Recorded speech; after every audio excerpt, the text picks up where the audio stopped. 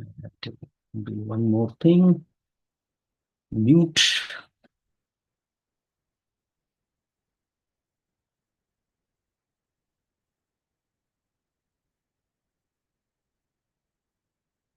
I have to do one more thing.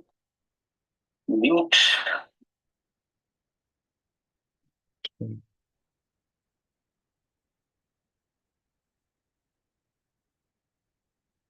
I should have rebooted my system. That way, I wouldn't have had this problem. Anyway, we will start our class now.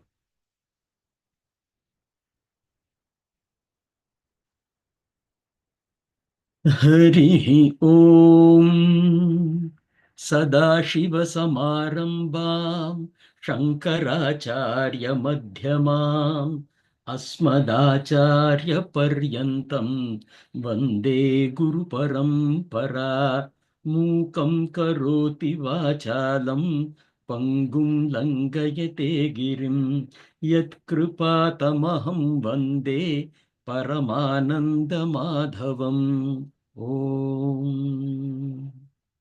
So we are in the Shloka number 29 of the chapter 1 of Bhagavad Gita. The Shloka goes like this. Sidanti mama gatrani mukham cha parishushyati vepatushcha sharire me romaharshashcha jayate. So in this Shloka, Arjuna is experiencing some changes in his body. He is going through a bit of excitement and anxiety, and he is describing what is happening to him. Sidanti is trembling, shivering. Mama gatrani, my limbs, my body. Mukham cha, and the mouth as well. Parishushyati is drying up. Vepatuhu is trembling. Cha, sharire, my body as a whole is trembling. I'm shivering through the entire body, is what the context is. Me roma harshaha, and my hairs in the body are standing stiff. Cha jayate is taking place, is becoming. Jayate is used more for birth, becoming, or happening, and that is the context that is being used here. So let us go back into Raaga as the concept here for additional analysis. Raga dvesha is almost a kind of a common term that is used, but not as frequently.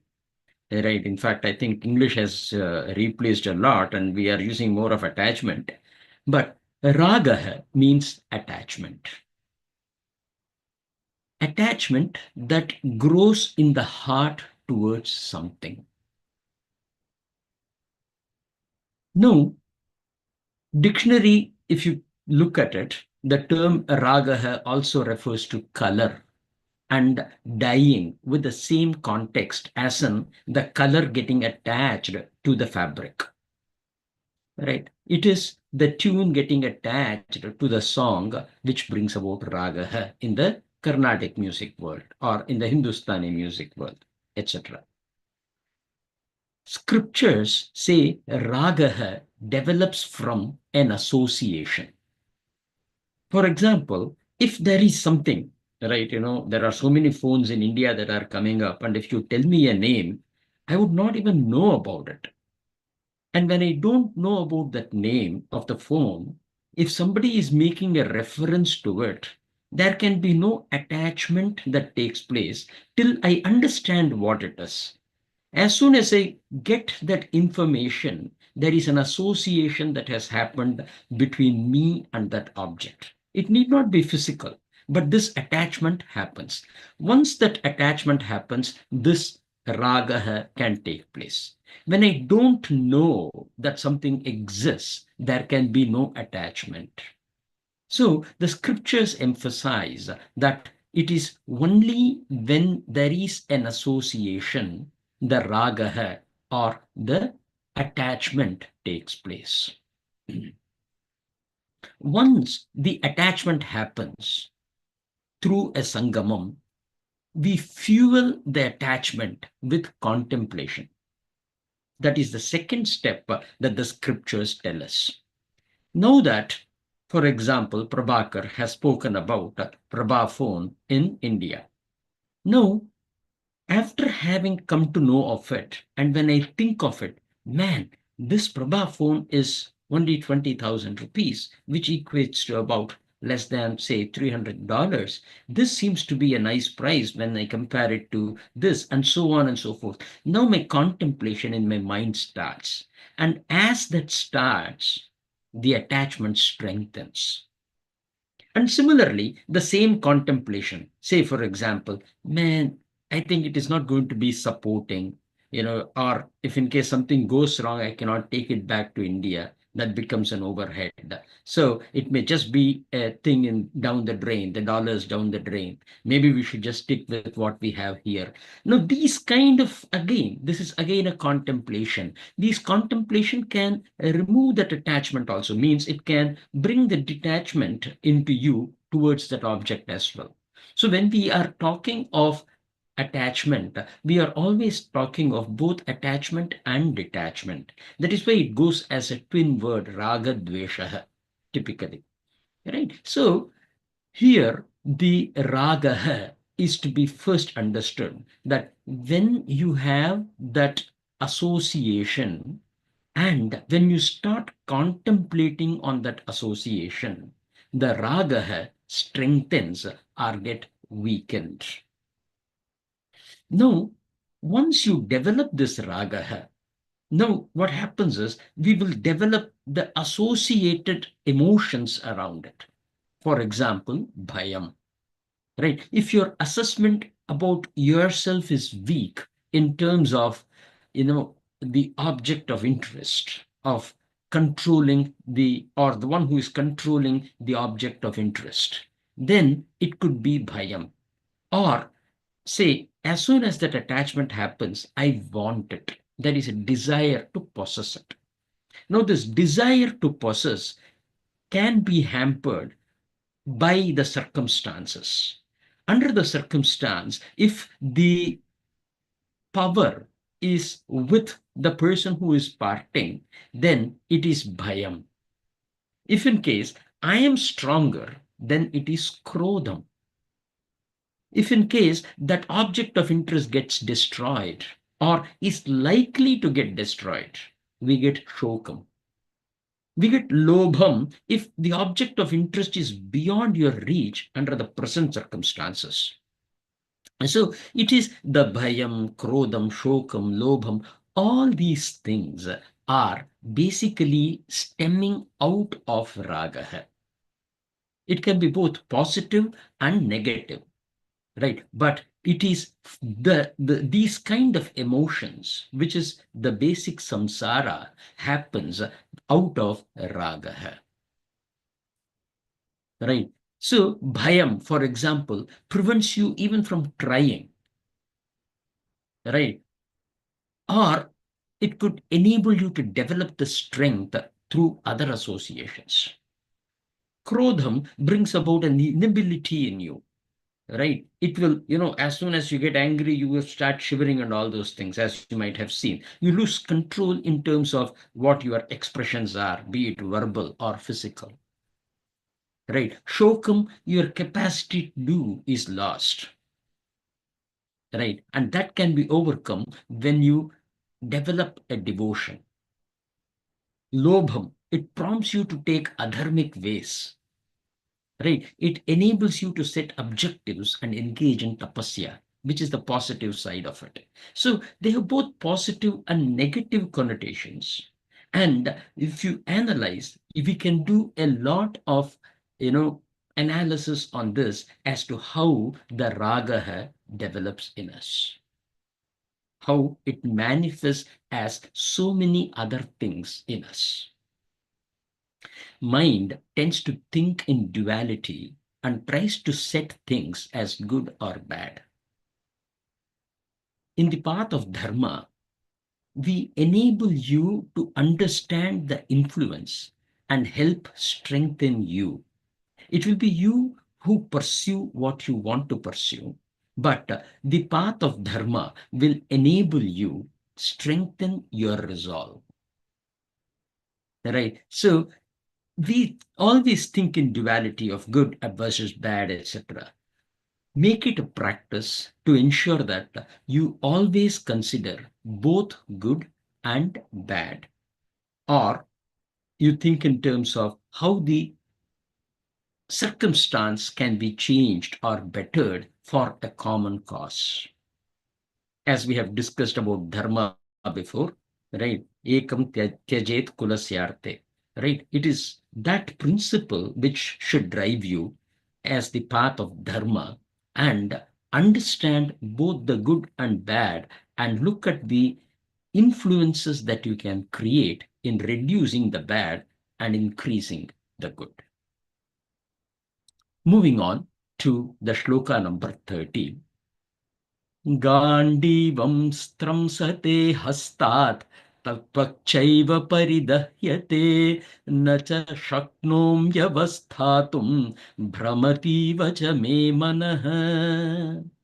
Now he is further explaining what is happening to him. Gandivam, the bow that Arjuna carries, stramsate, basically it is slipping, hastat, from the hand, twak, the body, the skin, cha eva, as well, paridahyate. It feels like it is extremely burning. Dahan, it's a common word that is used. Pari is a prefix that is associated with it, which is intense in this case. Paridahyate. I feel an intense sense of burning in my body. That is the basic meaning of this word. Nacha shaknomi. No, shaknomi means it is being able to. Shakyatum. I can do it. Shaknomi. It comes from that point of view. Na negates it, which is I am unable to. The cha is an and as a prefix. Cha and na shaknomi. I am unable to. Avasthatum. To stay contextually, uh, you know, uh, I'm unable to be stable, right? That's avastha. We know that this is a very common word that is used. This avastha is being established here. That is, I am unable to be stable. The na that we saw in the previous thing is to be associated here as well. Brahmati iva. I feel like, I'm losing control of myself. The contextual meaning will be I'm feeling a sense of giddiness, the head is spinning. Iva says like that. So it is not necessarily spinning. I'm losing the sense of control on myself, is the context that is established here. Cha me manah. This Brahma that has happened is from a manas point of view, from the mind point of view. That is what is the meaning of this shloka. From the value that we look into this shloka, let us take the word anxiety. Now, anxiety is a disorder that is being even clinically treated today. Right? So this anxiety, how or what it is the basic subject that we will try to learn here. Arjuna is expressing that he was feeling anxious, is the bottom line. Anxiety is a reaction to stress or pressure. Technically, the outcome of facing a considerable danger. That is what is anxiety. Anxiety can impact both the Sthoola and Sookshma Shareer, and it does not affect, or the effect of it is not known from a Karana Shareer point of view. One can even say that the Karana Shareer should be included as well, as our tradition does. Right? This is, we say what is the impact of it by quoting what is Niyoga of Amba and Ambalika for the possibility of impact. Right? What happens is, if you look at Amba, right, she was kind of very uh, she was struck by anxiety and she closed her eyes. And as a result, Dhritarashtra was born blind. And Ambalika, she turned pale. So Pandu was born pale. So when you look at it, the anxiety has even an impact on the Karana Shareer. Now, in this example, the Karana Shareer of the children is quoted as an example, but we take it as an indication to say that it can also have an impact on your own Karana Shareer. In the journey of birth and death, your Karana Shareer would have acquired this anxiety to pursue it further for your next birth, should you not be able to get moksha in this birth. Now, the outcome is also said to be that all antakarana loses its potence when faced with anxiety. When we talk of all antakarana, you know what we are talking of. The Sukshma Shareer is made of the 19 parts that we say in our tradition. Right? 5 Jnanendriyas, 5 Karmendriyas, 5 Pranan, then your Chittam, Manam, Buddhi, and Ahankara. All of them would have faced an impact. But when we speak of Antakarana, there are some traditions which emphasize on the last 4, Chittam, Manam, Buddhi, Ahankara. Right? We include the entire Sukshma Sharira. Now, in the scientific research, when I was trying to do some analysis to see how this corroborates with the scientific research or scientific papers that are presented, to see whether such anxiety is also reflected in the science today, I did see that there was a lot of research papers, and some of the output that they are talking about is increased heartbeat, which is what is Sthoola Sharira. Feeling the body heating up or feeling feverish. This is again Sthoola Sharira. Dry mouth, Sthoola Sharira. Right? It causes giddiness or dizziness, Sthulam. It could result in a headache. That is again a Sthulam. It impacts the breathing. That is Sukshmam, which is associated with the Pranam. Right? So when you are getting excited, your breathing becomes very heavy. Right? There could be unsettled tummy or tummy aches. This is also associated with Pranan. There could be muscular fatigue, weakness, right? And sometimes even pain, Pranan. For example, for my autoimmune disease, they are looking into it from this point of view also. They try to give some antidepressants, and I have to tell them that, hey, I'm not one who gets depressed about anything. So it is okay. But they say, we will try it out. Then I say, okay, let us try it out. Right. So that is the way that it happens. Like, it can have a muscular fatigue, weakness, and sometimes even pain, which is kind of what I'm experiencing in the autoimmune disease. Then again, the goosebumps, right? I did not even know about this word. It is called as horripilation, right? So that is again something new that I learned, and that is what this goosebump is called as, or piloerection, right? This is also related to prana, right? Feeling tense, shaky, weak, or tired. unsettled or restless, this is again into the Sukshma Amsa, where your Manaha is getting impacted. So the last one is taken from a psychological point of view, whereas the others are all taken from a physiological point of view. Right. So that is what I understand. But as I said, in Vedanta, we go a little step ahead and even look at Karana Shareer. Now, Arjuna, if you had seen, expresses most of these effects of anxiety. The lesson that we have is, if you experience any of these kind of symptoms, realize the anxiety and look to the cause of anxiety. And believe me, you can always roll it up to the Raaga, where this attachment is there. And once you cure that Raaga, then the anxiety will also die.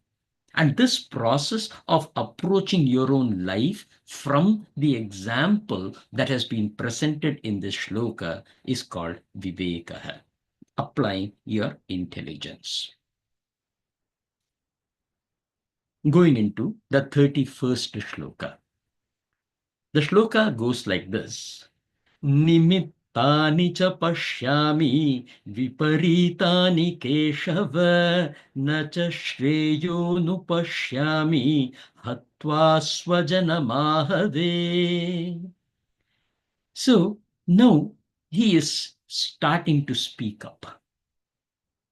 Right? And the shloka goes like this. Nimittani, nimittam, the purpose, objective or cause.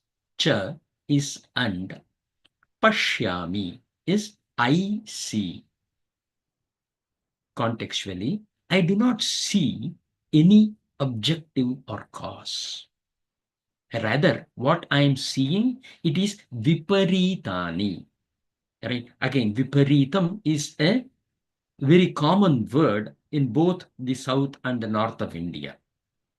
Right. So viparitam is, it is the opposite, just opposite, which is, it is not serving any objective or purpose, but it is rather defeating the objective or the cause that we have in our mind. Keshava, O Lord Krishna, one with the beautiful hair, or one who killed the demon Keshi. Nacha Shreyah. Shreyas is another common word that is used, that which brings about a welfare. Cha is and, na Shreyah. I do not see this to bring welfare. Anupashyami. Pashyami is see. Anupashyami refers to the process of following. For example, Rama goes to the forest. Lakshmana anugachati. Right? So, following Rama, Lakshmana went. That is the context. When we bring about Anupashyami in this shloka, what it means is, having looked through what is going to happen, following that path of possibilities, I do not see. Hatva, by killing, swajanam, our own kinsman, ahave, in the war. So that is the context, or that is what Arjuna reveals in this shloka. Now, definition of goodness is what we are going to take a look at for this shloka. Nimittani and viparitani. What is good? The general norm is to see goodness based on the outcome. But that is a wrong approach. Outcome, as we will see in the most famous shloka, Karmanyeva Adhikaraste, the outcome is given to us by God. It is not in our hands. That which you cannot control, you cannot define the basis for it being good or bad. So what we say is, we should elevate our lives by removing this ignorance. what is good or bad should be based on action. Goodness is not to be defined by possible outcomes. Rather, it should be based on your conduct, which is how the acharati, right? How you speak, how you compose yourself to the situation, and how you react to the situation. In fact, if we go into the second chapter, there will be a place where Arjuna asks, right? His question will be, can you tell me or can you define the sthita prajna? How does he sit? How does he walk? How does he speak? Is the way that he asks, right? Now, on the face of it, it may look, what kind of a question is this? But if you put a depth, this is the place where it comes into, right? How you compose yourself to the situation, how you act in a given situation, and how you speak or how you express yourself in that situation. Sthita prajnasya ka bhasha samadhistasya keshava is the way that shloka goes, right? But we will get to that shloka when we get there. 55th shloka, if I'm not wrong. It is your action that should define goodness. Maybe I should add here, it is your intent as well as the action that should define goodness, not the outcome or inaction. So outcomes are the result of collective action and not an individual action. This is an important realization. We will discuss about it a lot. So I'm just going to leave it at that. The best example is I am going to shoot an arrow, right? Now, when I'm shooting the arrow, while I'm shooting, I'm perfectly correct. I'm well aligned to my target. My intent is all correct. But when I shoot, at that time, the child runs into the way. I mistakenly shoot the child. Now, this, the outcome has happened because of so many other things. Let us say, for example, instead of the child, maybe there was a gust of wind and I missed my target. That is another possibility. And yet again, it is beyond our capability or beyond our, what is a control. It is in the control of the samastha, or, when we talk of karma, we talk of sanjita karma, right? And then we talk of prarabdha karma and vyashti karma and samashti karma. Here, we are not talking of vyashti karma. Vyashti karma is the individual action and samashti karma is the collective action. The outcomes are based on the collective actions where the balance of the world is maintained by the God, which is one of the reasons he is also called a Vidhata. Right. So that ability to maintain the entire balance of the cosmos is what Bhagwan is doing. So the outcomes are based on that. And hence, we always want to assess ourselves based on my intent and my action. Now, first instances of delusion or moham is expressed by Arjuna, is the other aspect that we look in this shloka. Now, moham is the outcome of Raaga. Right? So Raaga will give Shokham, and that Shokham will lead to Moham. Moham is delusion, where I lose the sense of what is right and what is wrong. Here, the first instance of the delusion is seen to be expressed by Arjuna. Arjuna attaches goodness to the possible outcomes. And again, this is due to Raaga, the attachment, driving Moham, the delusions. Higher the intensity of Raaga, more delusional one becomes. Right? We have seen when I am very attached, I don't mind even breaking the law to take care of, what do you say, that which is attached, that which, towards which I have an attachment. It is my daughter. If in case she is playing a game, I can go out of the way to ensure that she is winning. Right. Maybe I'm also standing as a referee. I can even cheat to say, no, that was a foul, to make my daughter's team win. That is the extent of attachment. And we have seen movies wherein they can even go up to the point of, crime being committed. Right? But that is true. The degree of attachment leads you to the degree of delusion that you develop in yourself. The role of buddhi is in determining what is dharma and what is adharma. Moham disables this ability of the buddhi. In Vedanta, we classify it as an illness or a disease of the manaha. Now, there is an important distinction here. Inability to distinguish dharma and adharma can happen under two circumstances. Not having the knowledge resulting in the inability to differentiate the right from the wrong, which is very common. Having the knowledge and being unable to exercise the option to follow the path of dharma.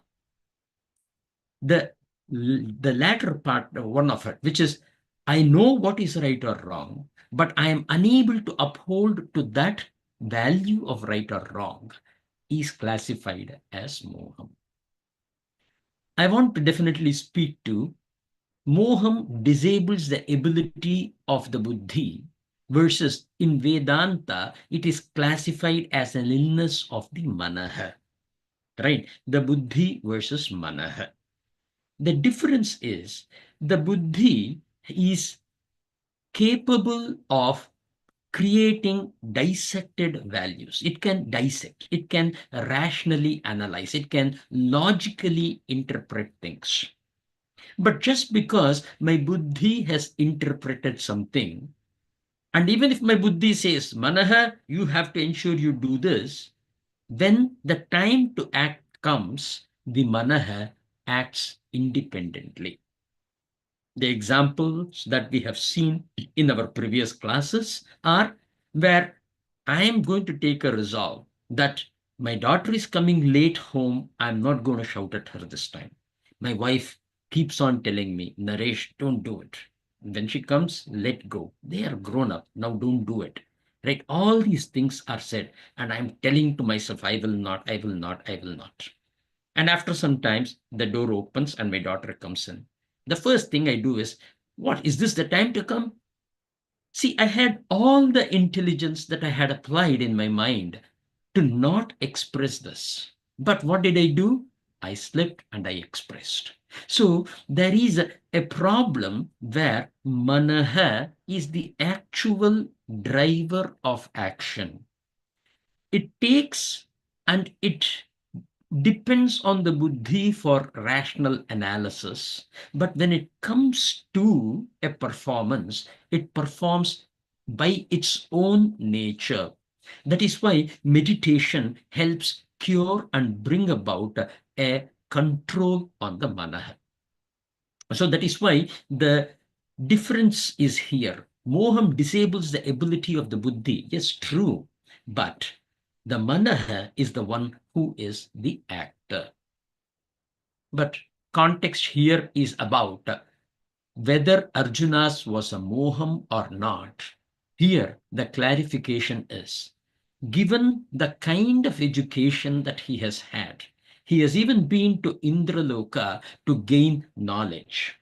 With that much of knowledge, when he is coming and he is slipping, it must be seen more as a moham than as an ignorance, or than as something that you are just driven by your Shraddha. We will talk about Shraddha Traya Vibhagaha later in the Bhagavad Gita. For now, we will stick to this one to say that if I don't know the rules, then my natural Shraddha takes the precedence of what I am going to do. In that circumstances, I cannot call it as moham, but when I'm aware of it, when I am in the knowledge of what is right and what is wrong, and I am unable to execute to that, then it should be classified as moham. In fact, if you go into the previous instances of the preparations for the war, I believe it comes within the Bhishma Parva itself. He even preaches Yudhishthira, right, that this is the right thing to do, that we have to fight the war. But when it came to actual action, he was failing. Going into some more analysis.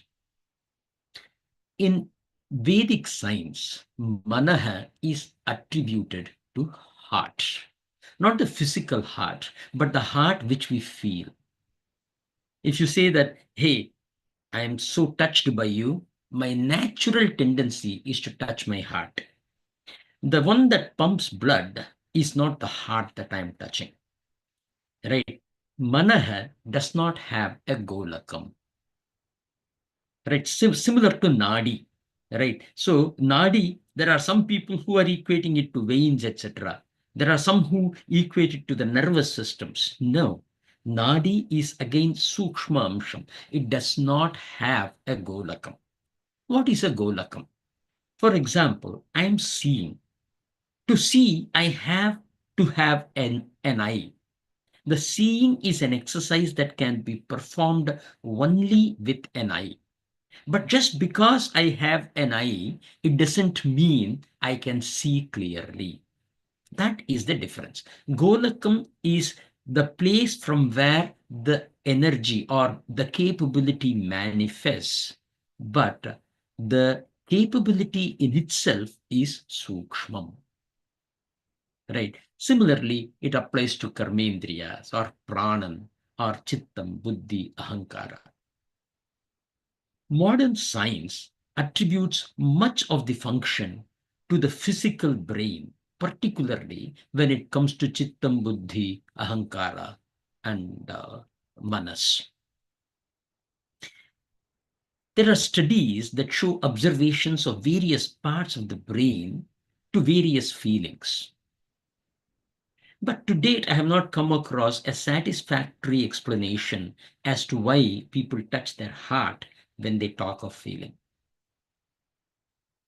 Closest of the observation that I was able to read was the feelings are triggered in the brain, which then contributes to the change of flow of blood, hence, which is then translated into me touching the heart area.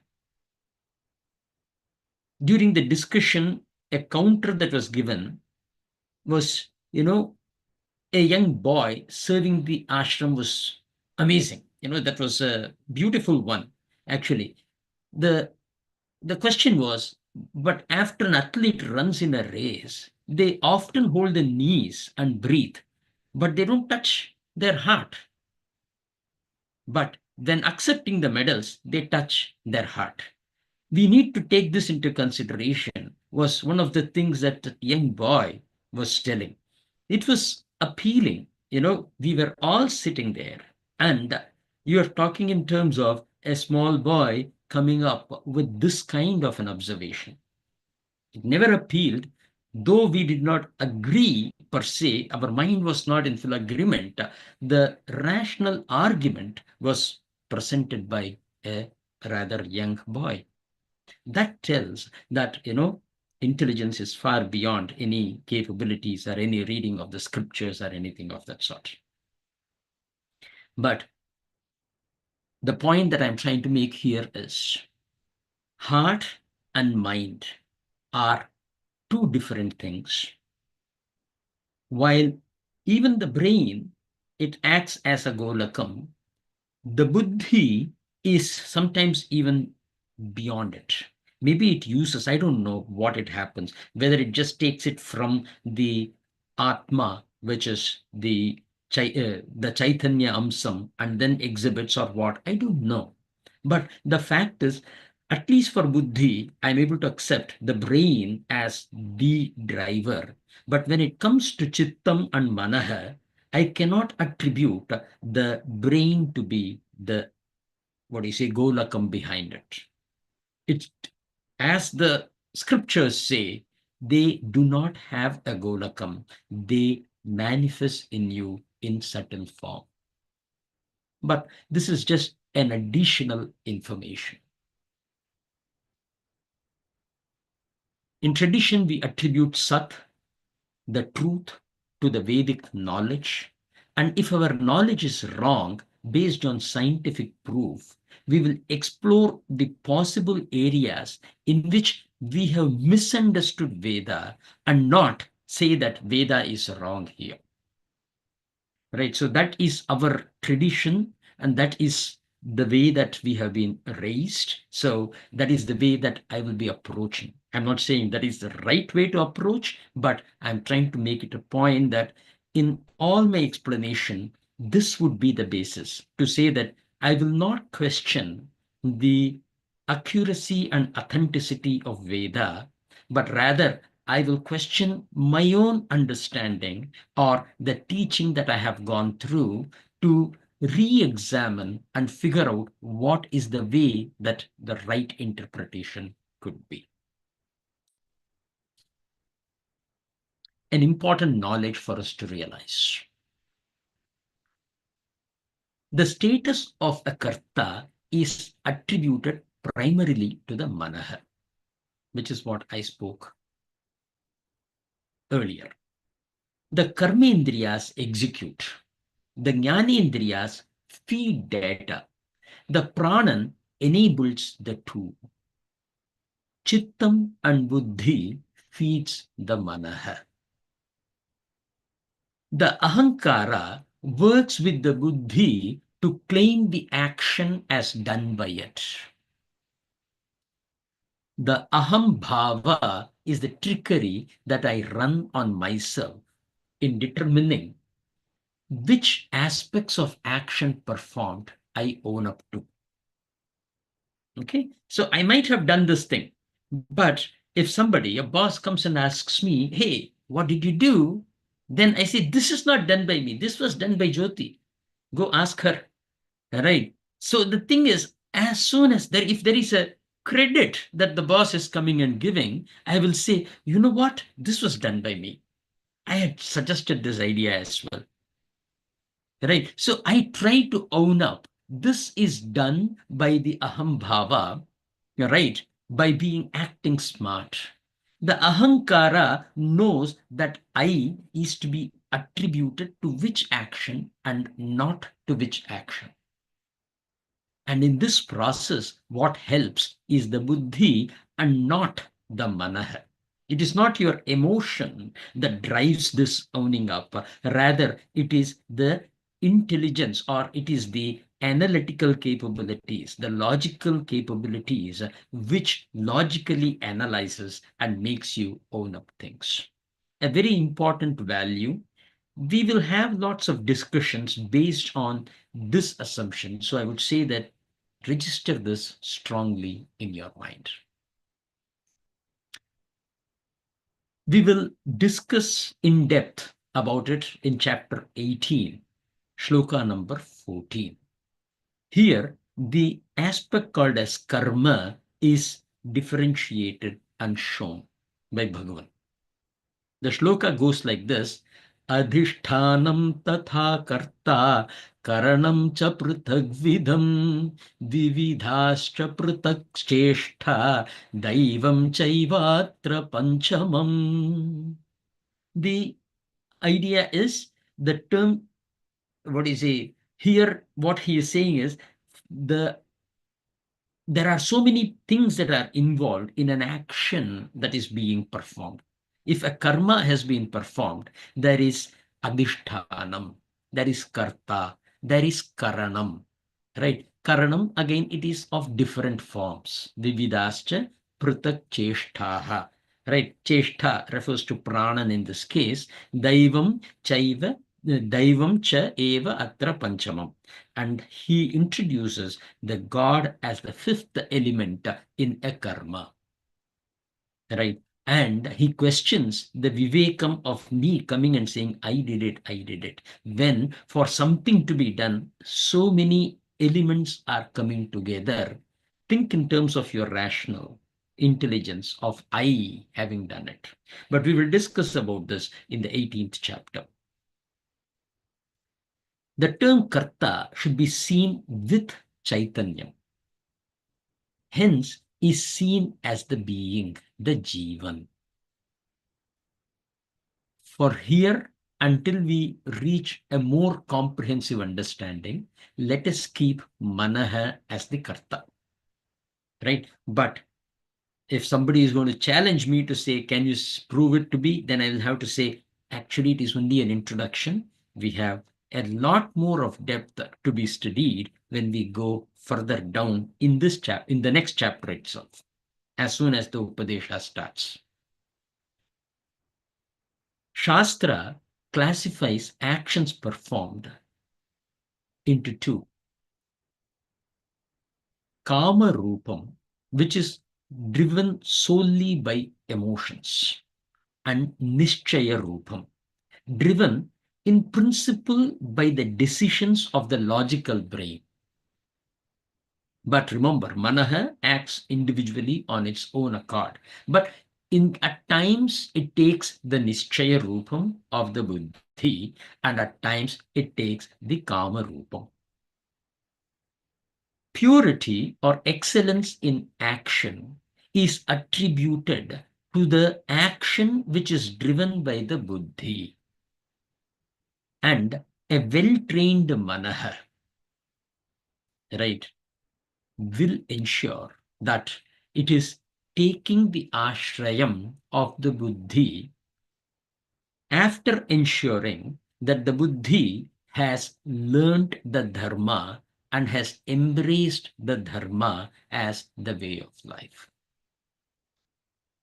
Like what we do for physical fitness, for training the manaha, meditation is very important.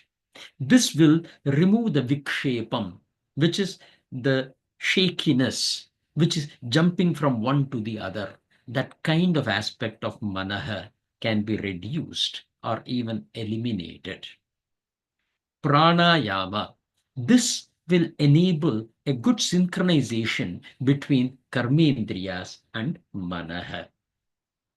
Asanas, the physical fitness and flexibility. Or I'm saying asanas, that is the way that the Shastra says, but if you're going to gym, yeah, why not go to the gym as well? But basically, you have to be physically, mentally, as well as in your energy coefficients, be fit for you to perform your action with excellence. Vedanta as well as Gita Shastra guides us through this. Right? In fact, pranayama, Bhagavan will speak, meditation, Bhagavan will speak in the 6th chapter. Right. Now, he doesn't speak about pranayama or asanas, though there is a mention of pranayama that comes in the 4th chapter. Right. So, the asanas, etc., that is not something that we are really going into the Gita with, because that was not the context of the conversation. But in the Vedic text, as well as in the Agama Shastras, there are several places where it guides us methodically, including Patanjali's Yoga Sutras. Right. So we will definitely take a look at it when we get to that. In Bhagavad Gita, remember, we will be speaking about meditation, and there will be instances where we will also look into some details of pranayama, asanas, etc. Not directly quoting from the shlokas, but taking the instance of the shloka and explaining it. So we are at shloka number 32, and I have 5 minutes. And 5 minutes may not be sufficient for completing the 32nd shloka. So we will take a break here and we will catch up with the 32nd shloka in our next week's class. Okay. I do see Navina. So, Navina ji, namaskar.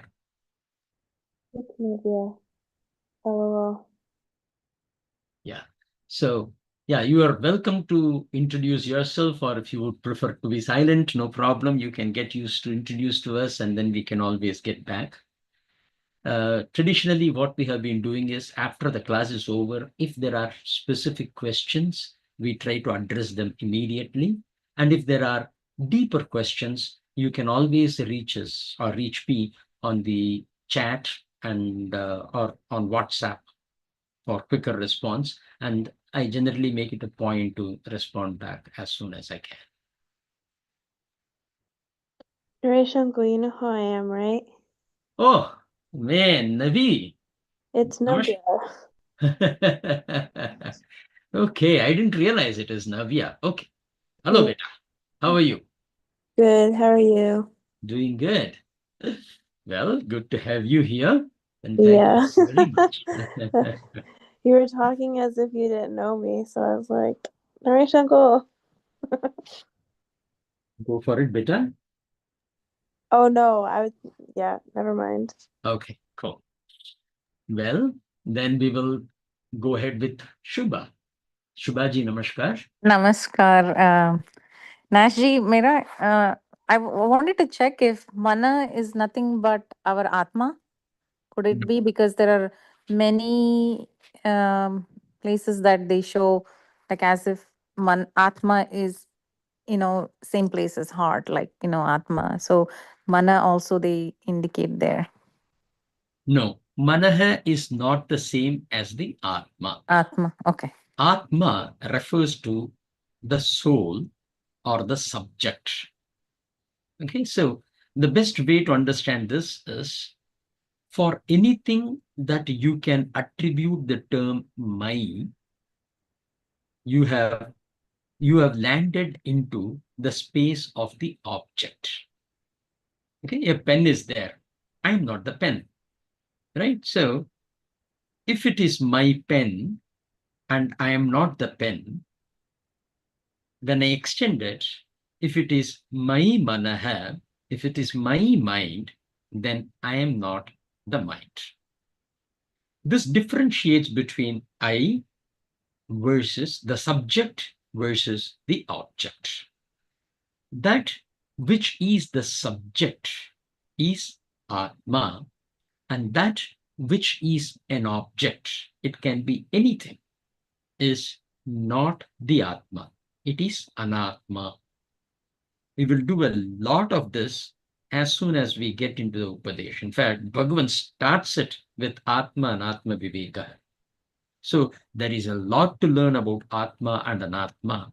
For now, this clarification that Manaha is a type of a body, just like you have your nose, your eyes. Similarly, you have Manaha, is a type of a body which does not have a form. However, Manaha is the vibrant aspect of the body which makes every other part of the body to function at the desired manner, in the desired manner. Okay, so that is the most important thing. Body functions by itself. My stomach will have to digest, it will do its own job, my legs will do its own job, my blood circulation will happen by itself. But when I have to associate it to an action, it is, or voluntary action, that can be done only by the manaha. So assume it to be some kind of a controller inside you that makes you perform an action, and that which generates emotional feelings in you as well. Does it clarify? Yeah, sure. Yeah, thank you. Awesome. Thank you. Well, Prabha?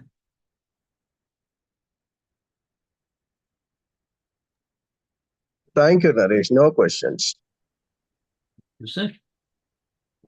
Jyoti ji.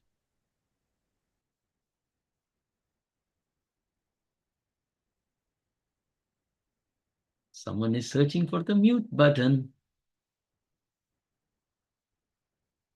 on the fun-filled iPhone.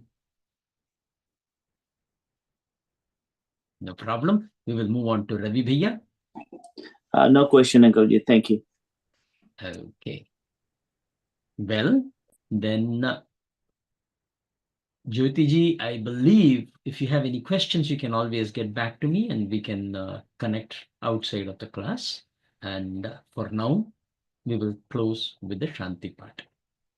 Hari Om Purnamadah Purnamidam Purnat Purnamudachyate Purnasya Purnamadaya Purnamevavasishyate Om Shanti Shanti Shanti.